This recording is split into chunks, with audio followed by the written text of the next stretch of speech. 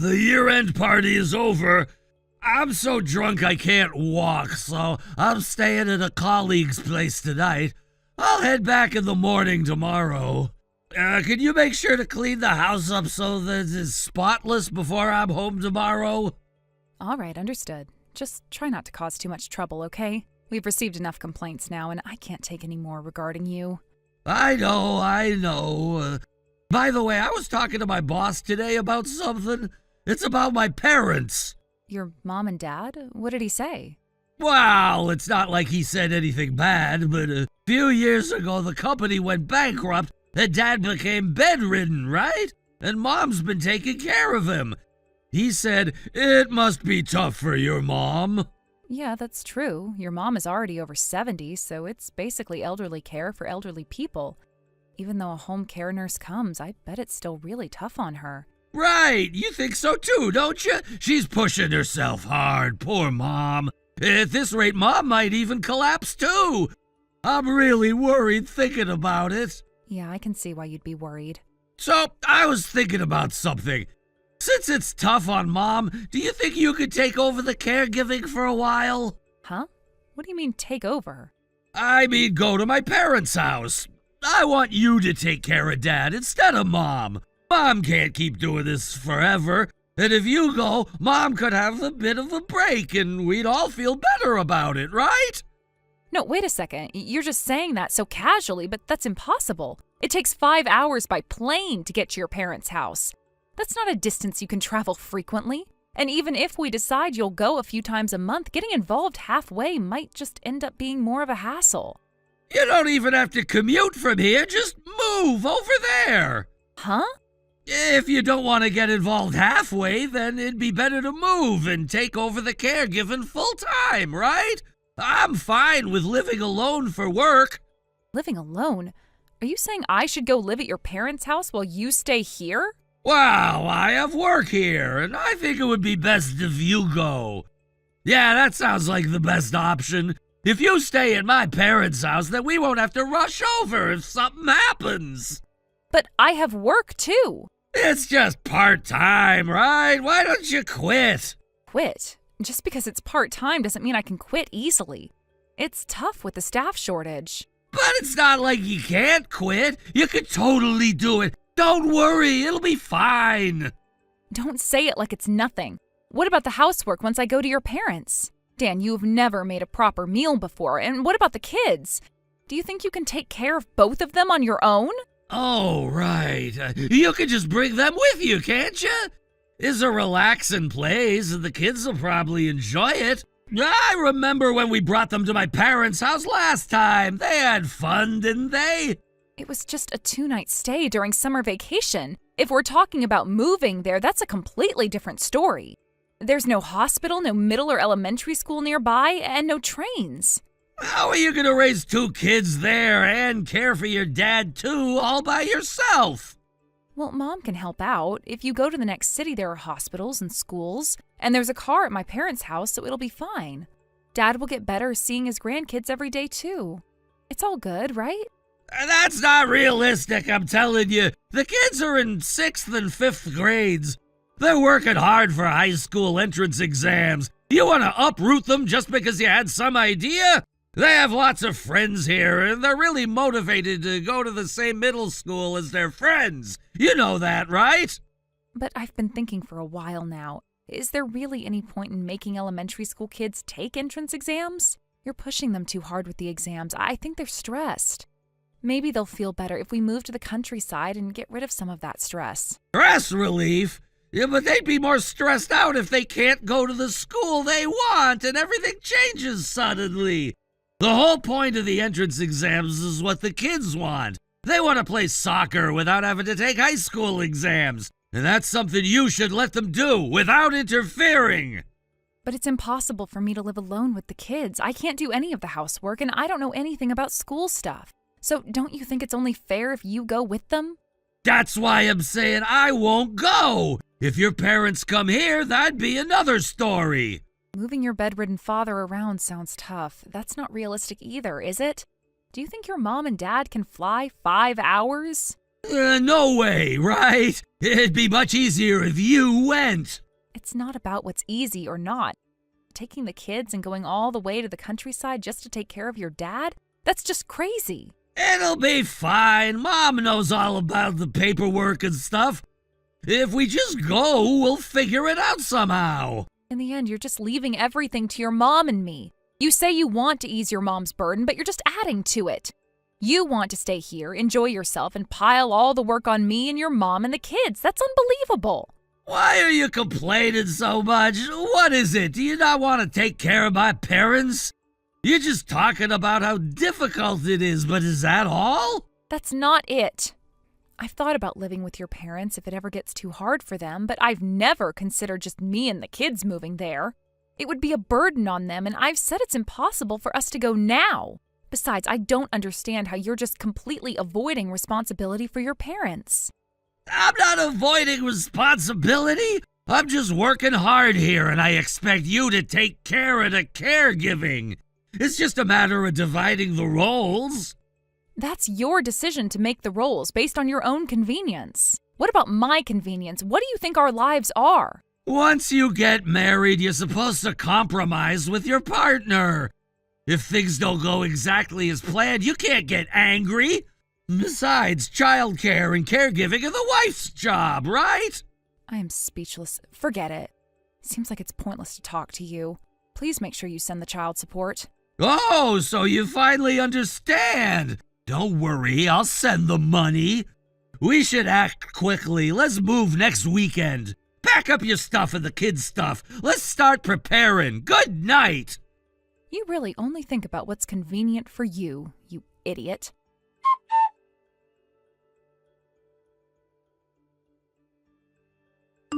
Hey, where are you right now? When I got back home, all the things I had packed were completely gone. Everything was missing.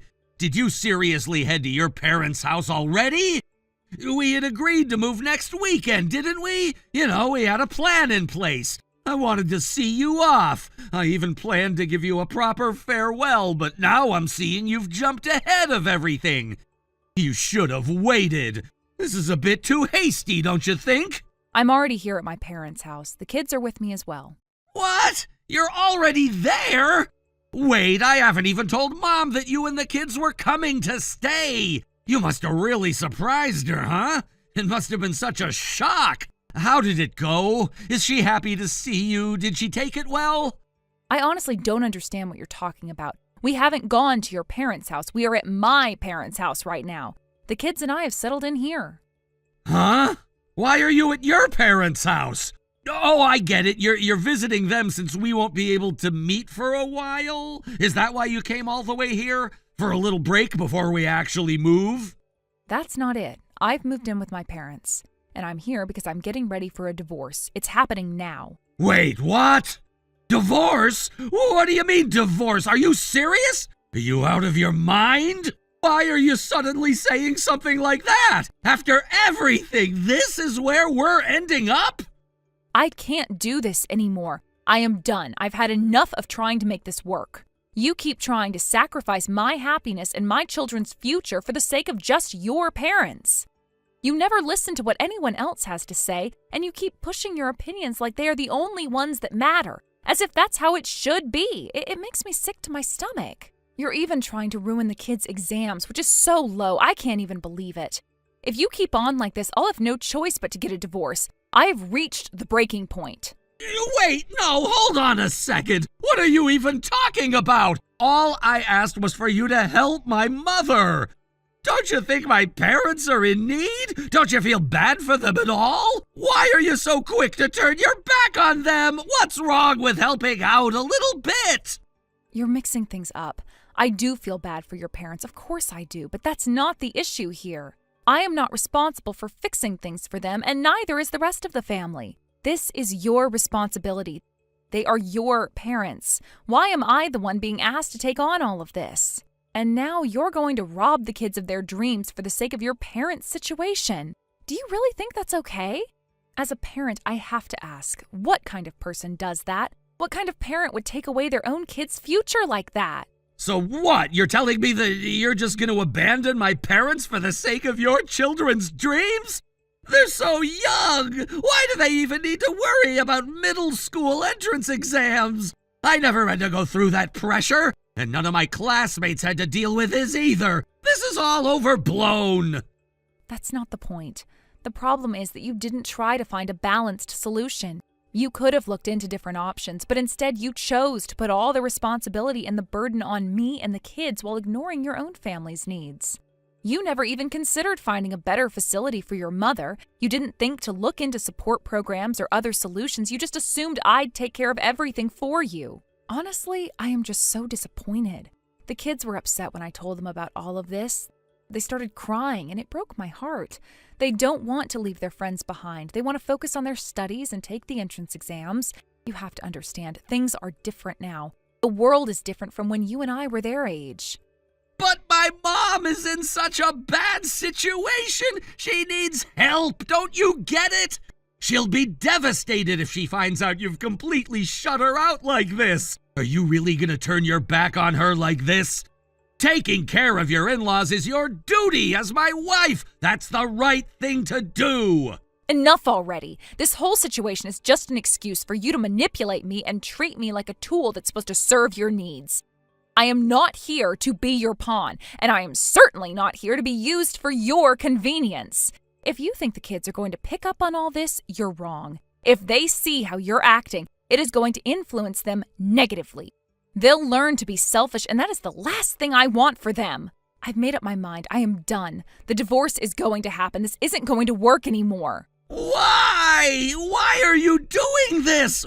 Why can't you just listen to me for once? Do you really think that you can raise the kids alone, just by yourself? You're a part-time worker. You can't possibly handle everything on your own. How are you gonna pay for their exams and all the other expenses? You're the one who's gonna ruin their future, and you're not even seeing it. You promised me child support, right? You promised that we'd figure it out. I am going to find a job, and my parents will help me. I'm going to make it work. It's going to be okay. So stop acting like everything's falling apart. It's not that big of a deal. I'll handle it. Fine. Then let's try to figure out a way for your parents to come here. I know it's gonna be a bit tough, but it's probably the best thing for everyone involved. I'll talk to Mom about it, see if we can come up with a plan. Just please try to calm down a little. Can we please just talk and work this out? Don't you understand? This isn't about your parents. That was just a trigger. What I'm telling you is that I don't trust you anymore. I don't feel comfortable anymore, and I can't keep living like this. I've made my decision. I am done. I'm going to have a lawyer handle everything from now on. I don't want to talk to you directly anymore. You'll hear everything from them. I'll send you the lawyer's contact details, and you can talk to them directly. What? You're really going to do this? You're gonna go behind my back and make decisions without even talking to me? No, wait, this isn't right. You can't just cut me off like that. I don't want a lawyer involved. Please, just think about it for a minute. We can still figure this out. We're a family. We can find a way to make this work. Just come back. Let's sit down and talk one last time. I told you no, I'm not coming back. The kids are fine here with my parents. They can concentrate on their studies without the distraction. We're not going back to your house, not now and not ever. This isn't going to work, and I'm done wasting time. I'm saying goodbye. Wait, hold on. Please, just don't go through with the divorce. Please, give me one more chance. Let's talk without lawyers. We can sort this out ourselves. I'll do anything. Kara, please.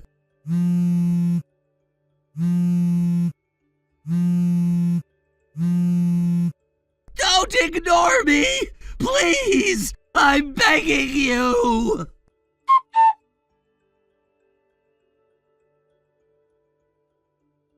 After that, Dan came to my family home, desperately trying to take me and the children back, but he was met with a furious confrontation from my parents. They shouted at him so loudly that he had no choice but to leave in a dejected manner, his head hung low.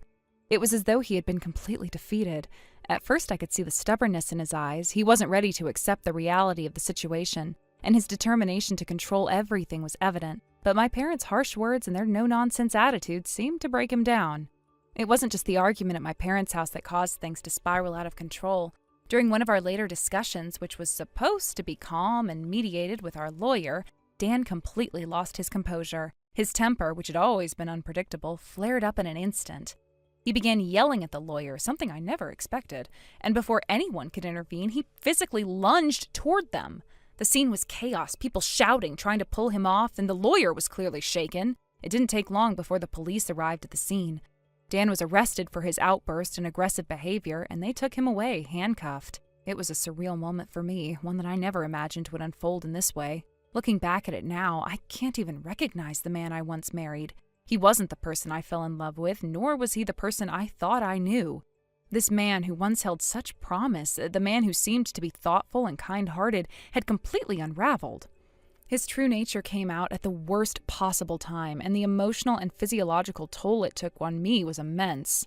I didn't want to believe it at first, but his actions left me with no choice but to accept that our relationship was beyond repair.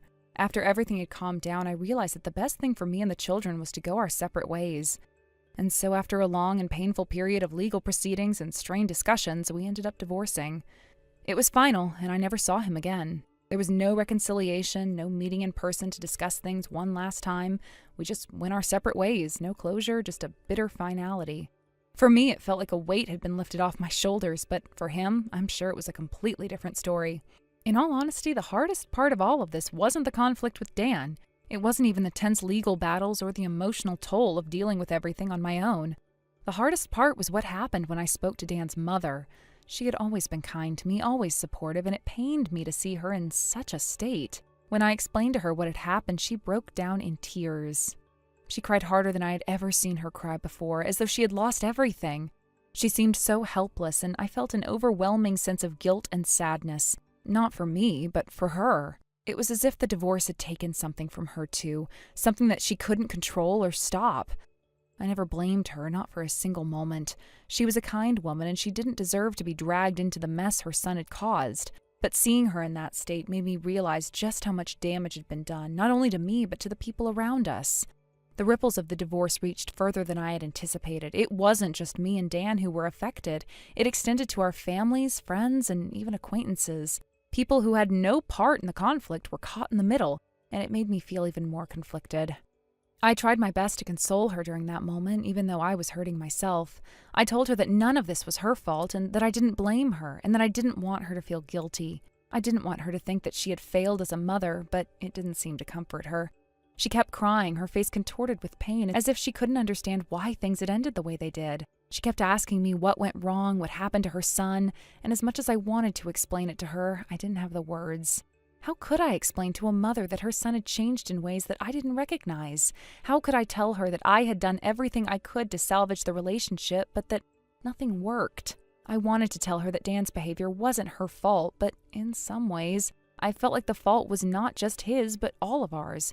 We had all contributed to the breakdown of our relationship in one way or another. I had stayed for longer than I should have, trying to hold on to something that wasn't there anymore. Dan had tried to force a reality that wasn't true, trying to control the situation and refusing to see the truth. And she, Dan's mother, had been in the middle, torn between supporting her son and trying to make sense of what was happening. I knew that she loved him and that she wanted the best for him, but sometimes love isn't enough. As I continued to speak with her, I tried to reassure her that she would get through this, that she still had people who cared about her and that she could move on from the pain too. But I could tell that the situation was weighing heavily on her. The idea that her son had turned out this way, that his actions had pushed us to this point, was too much for her to bear. I could see the sadness in her eyes, the heartbreak of a mother who felt like she had lost her child. Despite all of this, I knew that I had to move on for the sake of my own peace and the well-being of my children. I couldn't let myself get caught up in the pain of others, no matter how much I wanted to help or fix things. The relationship with Dan's family wasn't my responsibility. I had to focus on what was best for me and the children. And as much as I cared for his mother, I had to accept that the situation was out of my control. Over time, things began to settle. I continued to keep in touch with Dan's family, especially his mother, though the relationship was never quite the same. I would call her from time to time, especially when I felt like she needed someone to talk to. We would have video calls occasionally just to catch up and make sure everything was okay. I didn't want to cut ties with her completely because I knew that she was a kind woman who had been caught in a difficult situation. We both understood that things would never go back to how they were, but we could still maintain some form of communication. As for Dan, I never saw him again. I heard through mutual acquaintances that he had been struggling to deal with everything that had happened, but I couldn't find it in myself to feel sorry for him. The man I once knew was gone, and all that was left was someone who had caused so much damage that it was impossible to repair. He would have to deal with the consequences of his actions on his own, and I was no longer part of that equation. In the end, life went on. I found my own path, and though the scars of the past would always be there, I knew that I had done what I needed to do. And as for Dan's family, I still cared for them. But I learned that sometimes you have to let go of things, no matter how painful. Thank you for watching and listening. We hope you enjoyed the video. Don't forget to like this video and subscribe. Also, feel free to leave a comment about what you thought of the story. We look forward to seeing you at the next story. Thank you for watching. Please subscribe and hit the like button. See you next time.